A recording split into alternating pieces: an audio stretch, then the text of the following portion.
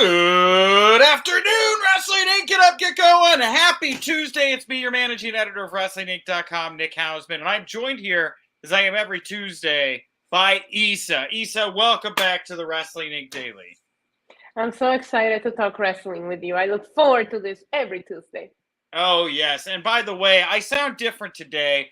I don't know what's going on with the studio computer, but it is not working to the best of its ability. So today you're getting Nick on his headphones audio quality. Issa, wonderful as always. So anyway. I see somebody saying we walked out on Raj in the chat and he popped me. Yeah, exactly. Me and Issa, we're bigwigging it, right? We took our titles, we threw them down on the desk. We said, listen, Raj Giri McMahon, we said, here's your belt, sir. Respectfully, we are leaving. And then we grabbed our things, we tipped our caps, and we took off out of the building. We didn't feel respected as Taco Tuesday host, Yes. Well, it's because we don't have any tacos. Right. We need to add that to the rotation. I made a taco bowl for lunch. True story. Anyway, not what this is about. We're going to talk a lot of big news here. Obviously, it is the Sasha Banks and Naomi walked out of WWE Raw episode of the Daily. We're going to talk all about that here in just a second. We're also going to dive into the mailbag. We're going to talk even more about Sasha Banks and Naomi, because if anybody knows how to stir the pot more, it's us here at the Daily. So we asked everybody, who in AEW would you like to see Sasha Banks and Naomi feud with? What a fun topic. With that, let's get to it here. News you can use, news that will leave a bruise. So yeah, we're going to tell the Sasha Banks and Naomi story. So we'll start with PW Insider saying Sasha took issue with certain creative ideas that were pitched for Raw. She requested a meeting with Vince, which she was granted. And then when Vince wouldn't budge on his creative vision, Banks took it herself to leave the arena. Fightful adds Naomi left with her, which is peculiar because apparently Naomi was booked to win the main event six-pack challenge match last night that, that was going to lead to whatever they were doing next. So that's the immediate kind of bomb that goes off. And then before we can find out any more information, WWE releases this statement, which is super I didn't even believe, I saw it on my Twitters before I saw it. It didn't look like a real thing they wrote, did it? Yeah, I couldn't believe it. I saw Raj tweeted it, SRS tweeted it. I read it like 3 times and I'm like, there is no way. And then they went all in with this statement and posted it on their website and their social medias. And I'm like, OMG, even some of the words in this statement are highly questionable. Oh, yeah. So let's get to the statement, then we'll digest it. So WWE put this out. It's on their website now. They say, when Sasha Banks and Naomi arrived at the arena this afternoon, they were informed of their participation in the main event of tonight's Monday Night Raw. During the broadcast, they walked into WWE Head of Talent Relations John Laurinaitis' office with their suitcases in hand, placed their tag team championship belts on the desk, and walked out. They claimed they were not respected enough as tag team champions. And even though they had 8 hours to rehearse and construct their match, they claimed they were uncomfortable in the ring with 2 of their opponents, even though they'd had matches with those individuals in the past with no consequence. Monday Night Raw is a scripted live TV show whose characters are expected to perform the requirements of their contract. We regret we were unable to deliver as advertised tonight's main event. The heat's on them, Issa. These big jerks who hate the fans, Yeah, there's a lot to unpack there, right? But them apologizing for not being able to deliver a main event, like they haven't bait and switched at us a million times. Why apologize for this particular instant? It's to put, like you said, it's to put heat on them. Mm-hmm. Yeah, and Pollo Del Mar here, by the way, in the comment section. Hello, Paul. So opportune. Issa is on this specific episode, and it's important to hear a woman's point of view on this matter, which is something I actually did want to bring up because, do you think that they would do this to dudes? I don't know. That was and it's, it's 2 women of color too, which is come on, not a great look in my opinion. I don't know. What's your take on that? I mean, did we not have FTR, one of the greatest tag teams in history right now, shaving each other's backs? It's true. While they were in a tag team storyline? That's true. They were also disrespected on the way out the door. Okay. It's tough. Right. So your attitude is more, it's just tough for everybody if you're in that WWE bubble. Yeah? Oh my God. Right now, when I take a look at this, I try to look at it from every perspective, and I feel so 50-50, and I feel like everybody was out of hand and unprofessional. They wanted to use the word unprofessional. I think WWE was even more highly unprofessional. There was a lot of things that happened here. I mean, it was reported that they left before the show started. I previewed the show on my channel. They had nothing advertised on their website outside of Omos versus Bobby Lashley. So why did you go in and advertise this six-pack when the show went on air if you were already having issues? You know what I mean? Like, it feels like this could have stayed behind the scenes and nobody needed to find out about it, but they decided to go all in to put heat on them. And that is the part that I don't agree with. Well, and the thing here is, I think that, I saw many people react to this statement and say, there's something bigger on the horizon. They wouldn't get out in front of this or try to get out in front of this unless they knew maybe the whole story's not great. We don't know all of it, but maybe it's not great. And you want to immediately kind of go on the offense. Now, it doesn't look like this kind of happened out of the blue.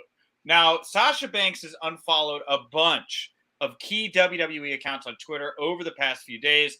While this may or may not be related to the Raw, it's worth pointing out that Sasha has unfollowed the handles for WWE, Vince McMahon, Bayley, who like seemingly came to hers and Naomi's defense today, so whatever, Becky Lynch, the Usos, Seth Rollins, and Roman Reigns. The only 6 accounts she's following are Naomi, John Cena, who doesn't, Tamina Snuka, her cousins. You don't follow John? I want that follow back. I want to be able to. He follows me, and I don't follow him. What a flex! Wow, that is a big flex. That's big flex energy. Anyway, John Cena, Tamina Snuka, her cousin Snoop, and then 2 other fan accounts. Now, one of these accounts that's followed by Naomi is at Adidas_head88. Now, Sasha Banks, according to her, I don't want to read everything because there's a lot. Right. We don't have enough time. But she says that Sasha and Naomi were upset WWE didn't value their run as the women's tag team champions. They've been upset for months. She also alleged that WWE was going to have to both lose high-profile singles matches soon and not defend the tag titles until after Money in the Bank, which is kind of in line with what Sean over at Fightful they report, saying Sasha and Naomi issues with creative largely based around the direction of the tag team division for women. Banks and Naomi were angling to work with Nikki Ash and Doudrop at Hell in a Cell. Those pitches were shot down. They also had a pitch to have Nikki and Doudrop interfere in the planned Naomi-Bianca Hell in a Cell match. That was also turned down, seemingly because they wanted Bianca to beat Naomi clean. WWE was forced to have Asuka beat Becky Lynch in a singles match instead on Raw. WWE later announced Asuka and Belair is going to take place at the next pay-per-view, Hell in a Cell. Those close to the situation noted that Naomi and Banks didn't claim they didn't want to work with unsafe opponents, presumably, according to the statement, if you want to infer maybe Doudrop and Nikki. That was implied by WWE's statement. Instead, Banks and Naomi reportedly just focus on improving the women's division. So I guess I'll just round this out with the PW Insider report. We can kind of just take it all in. This is really the end of it. Sasha and Naomi told before Raw by producer Molly Holly the plans for the 6-pack challenge. That's when they went into Johnny's office, gave the tag titles over, echoing the reports we'd heard from before. And from there, it was Vince McMahon who was informed of the decision that they had left the building. A backstage vignette then went up with Becky and Adam Pearce, setting up Asuka and Lynch, calling out the situation, as did Corey Graves on commentary. And then the main event happened. And apparently this segment with Lynch and Adam Pearce was maybe Becky Lynch's idea. So there it is. It's part of it. And that brings me to something that comes up. I don't even know. Is it at the beginning here? Who said it first? Is it a work or a shoot, right? I know that's something that a lot of people are asking right now in the chat room. Is it a work or a shoot? I lean shoot, but not by much. There's so much weirdness going on here. And like you said, they didn't have anything going on Raw last night other than that cage match. Cody, they did a countdown to Cody. Okay. So was this just a way to create some controversy and chaos and just see what happens, you know? If that's what it was, it worked. I personally did a live stream watch along, and the entire stream, it was more of looking up what was going on and all the updates towards the story. I barely pay attention to Monday Night Raw last night, if I'm being quite honest with you, because Yeah. we knew the story was breaking. And there was so much, is it a shoot, is it a work, that it took my attention completely away from Raw. So I don't know if they did it for viewership or not. I guess it depends. Everybody would have probably seen it differently, you know? I think there's so much to unpack here, because if Naomi was scheduled to win, if I'm being honest with you, a feud between Naomi and Bianca is something I've been wanting to see since day one, since they had a quick face-off at a Royal Rumble years ago, right? But at the same time, there's also the rumor that Naomi was to lose to Bianca. So it's like, why are we not why are we protecting Asuka or Becky? Why not do that program since you already teased it and save Naomi and Bianca for later? But to play devil's advocate here, you are, based on that statement, right, a contracted individual. Whether they're feeding you bullshit creative or not, you're under contract to put up with it. Right. Yeah, it is. And that's the thing. Is it your place?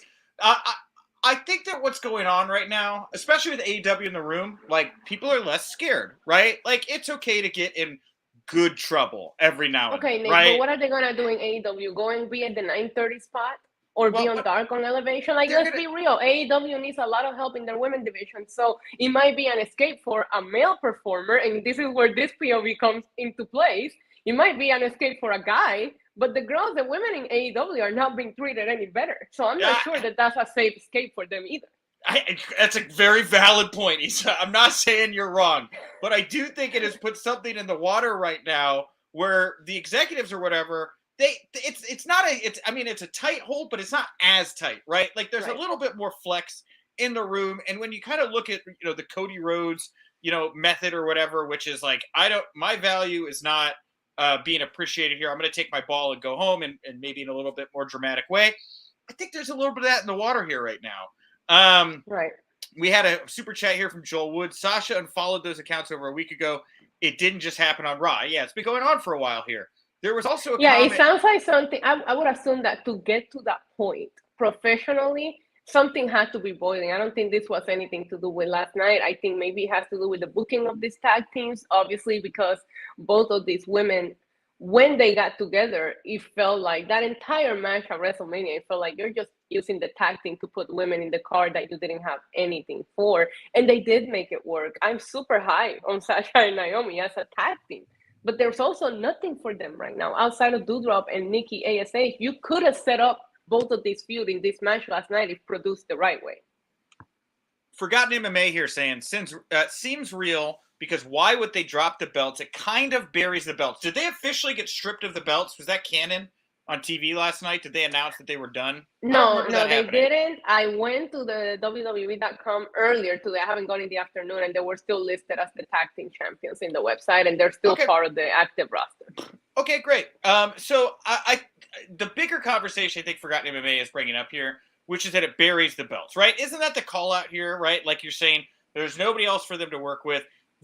Like Sasha and Naomi, if we are to believe all of this is true, said this division that we love and are trying very, very hard to get over and establish, it's just not going to happen. Here's the white flag. Take your belts. We'll figure it out on the other side, right? And maybe there is that real emotional connection. I will say it's not just them. It's tag team wrestling seemingly overall, once again, is cycled out in WWE, right? Sometimes they cycle it in, and there's a great tag division in WWE. Sometimes Vince gets bored, right?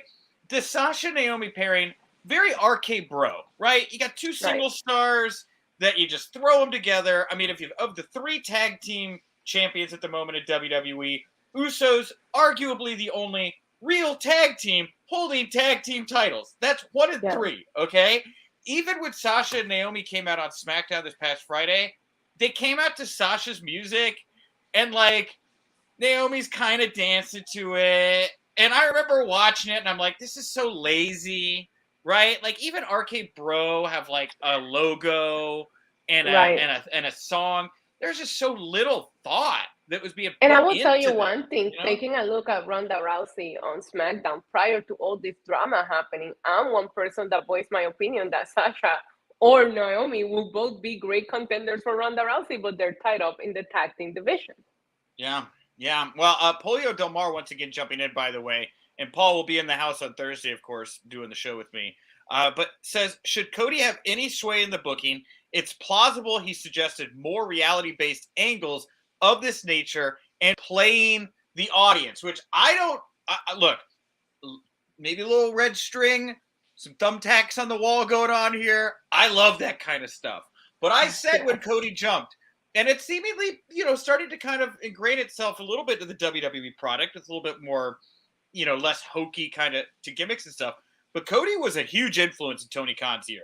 He was the last one left in the room. And for Cody's influence to leave and Tony Khan to be left to his own devices, I don't know, is it QT Marshall or somebody else that's in there right now trying to governor him? But you got that brain backstage now, and you got your competition's playbook, right? Like, this guy knows what the other team is doing and has probably spent a lot of time thinking about how do I beat them? How can I counter those plays? And if I were to believe that this is some kind of work, I think what Paul is saying with Cody maybe going over to Vince and they get in their little carny circle with their cigars, maybe that's where these kinds of decisions are being made. But at the same time, you just turn so many people against them. And with today's social media and Sasha being very open about not only when Sasha walked out in the past, she asked for her release and she's been very open about her struggles with mental health. So it's like, how much do you really want to go into work yourself into a shoot in this situation with this specific two performers who are women of color who are very known for starting movements with their fan base, because boy, do both of them have a humongous fan base that will make a movement online for them. It's just like the way that the statement came out, it was just like, we're out to get you. And that's the part that I didn't like. Even if they're trying to play a reality angle, they didn't need to bury them that far, especially a face team. They're a face team, they're not heels. I hope they jump the rail next Monday and it's like, they're not supposed to be here. They're Right? they're banned from the building. They're not now supposed they're to be trying here. to get their belts back. Imagine, and like John is like hiding the belt somewhere backstage. I've wanted a female NWO for so long, and if that's where this leads, then God bless. I don't have an issue with it. We also have here, and this is from Kareem over on YouTube. He says, "What about WWE using their ring names to talk about the situation? If it was real, they would use their real names on the comment they made to the public earlier today." That seems fishy. And you know what? I hadn't thought about it, but anytime WWE does one of these real press releases, they do always say the person's real name to kind of separate that this isn't storyline. So maybe it was just slapdash put together, didn't really think about it. Maybe it's an excellent point. I'll still remember when the Dean Ambrose announcement, he wasn't resigning, came out. I was like, who's Jonathan Good? Yeah, what? When you first read it, like, who are they talking about? Because they just went so like serious about it. The comment from Corey Graves on commentary last night, obviously you could tell that was being fed to him to say, there's just, this whole situation is such a mystery right now. And it's always going to be three sides of the story. Theirs, and WWE, Sasha's, and ours, because we're going to create our own narrative too, depending on which side you take. Well, what we didn't get last night, WrestleVotes gave us the warning before the show, but it didn't happen. They nearly did an exploding ring spot for Omos and Lashley. Didn't go down. Instead, they did the Omos throws Lashley through the cage breaks. So we know Cody and Seth's going to be Hell in a Cell now. Are we going to get Omos Lashley? Is that another cell match, you think? Because I'd rather see. I don't think so. I personally think that there's going to be some weird finish on Friday, and RK Bro and the Usos will be a cell match. I'm not sure that you can build feuds for the women enough to have 3 Hell in a Cell matches. None of these feel Hell in a Cell worthy, right? Unless I think if you put maybe Asuka, Becky, and Bianca on a match, but I think the second Hell in a Cell match is going to be the tag titles, because we're not getting that on Friday. We're not. I just know it. It's just so many matches right now that could logically be in a cell. It could be like that old TNA pay-per-view, right? Where every match was in a cage. Nothing but cell matches, No. No. We also had the return of the Mysterios last night. They helped Ali even the odds against Veer and The Miz. Great. You just rolled your eyes. Did nothing for you? No? Nothing? I forgot that the Mysterios were even feuding with Veer, because it's been so long that you think that I don't know. I just want to see Dominic turn on Ray, honestly, and it's just doesn't seem like it's coming anytime soon. I really want to see this feud come to at some point. I need it to happen. Yeah, I'm right there with you. The Veer stuff is kind of, fine. The Ali Miz stuff. Also, I've been asking for them to give Veer a real opponent, and then they give him Ali. Like, they haven't been booking him like crap for the last 2 weeks. You're gonna feed him Ali. Like, how much of the underdog can Ali be week after week before he's just a straight up burial on television? I think we're gonna find out.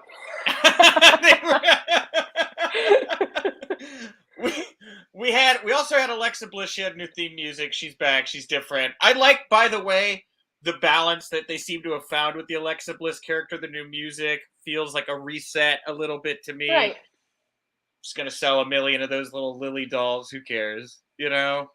Yeah, which, not to bring back the Sasha and Naomi angle, but you really could have had this 6-pack challenge without either one of these tag teams in it because of so many women talent on Monday Night Raw. You could have put Alexa, Sonya, Lacey Evans, you have Rhea Ripley, you have Liv Morgan, you have Becky, you have Asuka. There's a lot of people, and that's not including these 2 tag teams that wanted to be on a feud. So just another, to back up their point about them not needing to be in this storyline. I know we don't have a ton of time, but I also want to just throw out my general take that Judgment Day is back on my not great list. Like, they go on it. Like, sometimes I like it. Sometimes I don't like it. Last night felt really stilted and weird.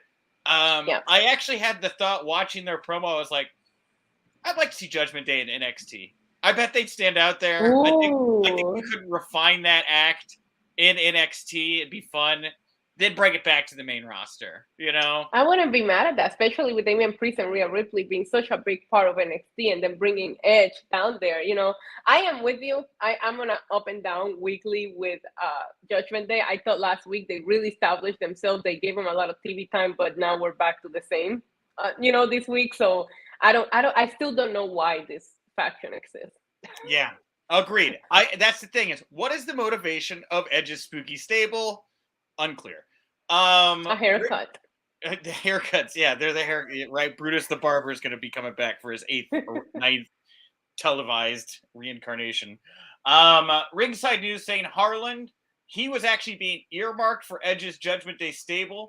Edge himself had pitched Harland, but of course he was released after the trainers at NXT didn't feel he was progressing enough. No word if they're going to put somebody else in, but man, what a fall from grace this guy was. Like, I'm really interested to see if he goes out, does the Indies, goes to Japan, comes back in like 3 years. I hope he could get it together. I mean, you got the Paul Heyman endorsement. You got, Eva Marie made you look good. I'm shocked this didn't work out with Harland. When I saw this report, the first thing that I thought about is obviously the same thing you just said, but also, so Edge has no pull. Because if Edge pitched him and they still went ahead and released him, what does that tell you? Was he really that green, or they do not care what the legend Edge has to say or wants as part of his stable? Yeah, I think it's just like equal parts, I would imagine that Edge, I don't doubt that there's some truth that Edge was like, hey, this guy seems hot. And then they were like, dude, we put him in a ring. We put him in a ring. We're going to show you some tape right now. We're going to show you how good Harland is. All right? So, he's going to be an enforcer while learning, I mean, he's been learning for years, too, so I don't even know what. I was about to say that's what he was doing for Joe Gacy, and they were like, nope. Nope. Gacy's fine. Gacy's fine. Doesn't need his school shooter friend. By the way, Terrier alert in the house here. Room in the big dog. He was on my lap the entire time napping. Oh, there he was. Just out of shot. By the way, I got a $10 super chat here from Brian Cyrus. We'll get to for our last news item. Sasha is one of the biggest WWE biggest overall stars, but they don't treat her like it. She's one of the only people that has crossover appeal. She'd be the first people star to make the jump to Hollywood, and that's the thing is she's big dogging herself right now. I think Sasha knows her value right now. She knows that crossover appeal. She's not happy. She's not getting the creative. She's going full Jeff Jarrett. You don't go full Jeff Jarrett anymore. They're going full Jeff Jarrett, Do you think, and I agree with Brian's super chat, she's everywhere right now. I just saw her episode with Kevin Hart, Cold as Balls. He was on it. They released it today, but does it tell you anything about like how silent some of the current roster has been in regards to this? Because I was thinking about when Jeff Hardy walked out a lot of current performers came out to his defense, and this one just feels everybody's very quiet. Mm-hmm. Yeah. Which makes you wonder, are they not on their side? Is it a work? Like, I'm telling you, this is a mystery. Well, here's our last news item here. It's more of a Mad Lib. So the Observer saying that at Starrcast 5, Ric Flair is going to team with FTR to take on Ricky Steamboat, his biggest rival, who will be coming out of retirement to tag with the Rock and Roll Express. And the match itself, hit or miss, whatever you think of Rick. But it is interesting to me that Conrad Thompson is now in the wrestling promoter business. I know he's got Jim Crockett Promotions. He's got that moniker slapped on this. But I've been waiting to see how long it was going to be till Conrad got in the wrestling business, started promoting pro wrestling. I'm interested to see what happens with Conrad Thompson. I doubt this is the last we see of Conrad promoting wrestling. Agreed. For sure. Yeah. I'm with you as well. And I told you yesterday on the chat, nobody asked for this, but now that I see it's like a fun 6-man, I guarantee you they're going to put him there for very minimal spots. They're going to get their shots in and get out and let the young guys work. So it's not going to hurt anyone, I hope. This episode of the Wrestling Inc. Daily is brought to you by Raycon. Moms out there, they're one of the few people that actually call you on the phone and they leave you voicemails anymore. They're like, hey, how's your pro wrestling journalism career going? And I'm like, every day is weird. I cover pro wrestling journalism. So, why not this Mother's Day? Why don't you spoil your mom with the gift of quality, premium, wireless audio, courtesy of our good friends over at Raycon. So Raycon are these wireless earbuds that I've got in my ear right now. They are must-have for super moms, all of those masters of multitasking who need to keep their hands free. With Raycons, they can stay entertained listening to their favorite podcast, music. They can take phone calls. I was just doing that in the other room. You got this vivid voice technology, all of it hands-free. Look, wearing them, not touching anything. They're user-friendly for moms that aren't used to wireless technology. Easy to set up. I just opened up the case, which was super easy to do. And then, boom, on my phone, I went over to the Bluetooth area. It said everyday earbuds. I connected, and I'm listening to the music, and I'm talking on the phone. And this right here is great. They got all these different color options you can pick from. I chose black, like the black color, but you can find mom a color that suits her and her personality and her style. You're going to get these optimized gel tips. They're going to make sure that your earbuds fit perfectly in ear. You get to choose from one of 5 sizes. And trust me when I say this, they're not going to budge. Okay, they're not going to budge. Watch me. No budging. I'm swinging my head around. They're staying perfectly in my ear. So for the mom on the go, Raycons offer 8 hours of playtime, a 32-hour battery life with their compact portable charging case just right here. They're priced just for you. You get the great quality audio. You get half the price of other premium audio brands. And Raycon's everyday earbuds right here, they have over 49,000 5-star reviews. So tell your mom how much you love her. Make sure she hears it in crystal clear audio by going to buyraycon.com/wrestling inc to get 15% off your Mother's Day order. Again, that's buyraycon.com/wrestling inc. And we want to thank Raycon for sponsoring the Wrestling Inc. Daily. Okay, it is time for the Wrestling Inc. Daily Mailbag. Today's mailbag question is all about Sasha Banks and Naomi. Why are you laughing? The Raycon ad just like... Because you and your mailbag question. Oh, you're ready for me to stir the shit. Okay, got it. Yeah. So, my mailbag question here today is let's say this is all legitimate, right? This is all on the level. Sasha Banks and Naomi have taken their belts, they've thrown them down, they've tipped their hat, and they've said good day. They're out the door. They're going somewhere else. They're going to get their release one way or another. They're gonna go over to AEW World, right? Let's just live in that reality for a moment here. So if Sasha Banks and Naomi were to go to AEW, who would you most like to see them feud with? About 200 votes here in the last hour. 45.5% Jade Cargill and the Baddies, 34.2% Britt Baker, Rebel, and Jamie Hayter, 13.9% to Thunder Rosa, and 6.4% to everybody else. In a dream world where these two women go over to AEW, do the Outsiders angle, who do you think would be cool to see them feud with? The correct answer is other, and the other is Tony Khan for TV time. Got it. It's a good one. I think It's a it'll good be cool answer. to see them. I think it would be cool to see them feud with maybe Britt Baker. I think in her stable. Also Jay Cargill. I don't know. I think there could be some fun back and forward promos. I agree. I think Jade Cargill and the Baddies would be spot on. I think that would be something. It would really elevate Jade, and I have a feeling they'd come in and want to probably shine her up and elevate her. She's like a once in a lifetime kind of thing, or kind of big deal. It's funny to me that like that and Baker Rebel Hater did so well. Not that it's like, I mean, it's obviously a little different, like Thunder Rosa, but like it kind of goes back to what even she's been saying in her interviews recently, where she's just kind of underwhelmed by her own title reign right now. You know, it kind of just. Her? Well, Britt Baker still feels like a bigger deal, more important deal than Thunder Rosa right now. You know, so I feel her pain. I feel the pain in that situation. Even our poll here, people are like, the AEW Women's Champion is not my priority when it comes to these two huge names coming over and having somebody to feud with, you know? Yeah. Agreed. They need to do more with this title reign. Well, Baby Ice here saying Naomi heading to AEW Dark. I don't think it's going to go that way, but we'll see. All right. With that, we are going to wrap up the show today. I want to thank everybody. Sorry for the late start time. It was my fault. I botched the tech. It'll get fixed by tomorrow. We're going to do this thing the right way. I will be joined by Brian Wool, our comedian friend, tomorrow.